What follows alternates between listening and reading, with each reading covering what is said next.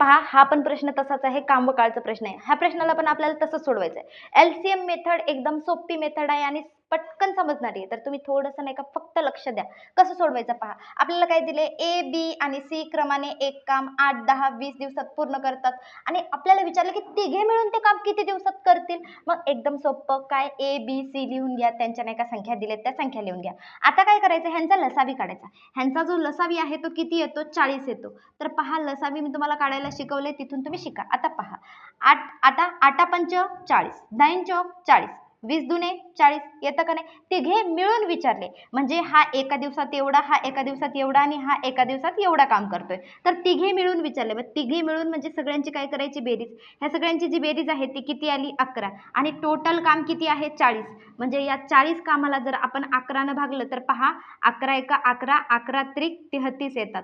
म्हणजे काय येईल पहा उरले किती? 7 उरले ना. मग हे 7 बाकी उरले म्हणजे हे 3 लिहायचं. उरलं काय? 7 वरती लिहा आणि कशाने भागलं? 11 ने. म्हणजे हे असं तुम्हाला कुठे दिसते पहा ऑप्शन नंबर 1 हे आपलं उत्तर.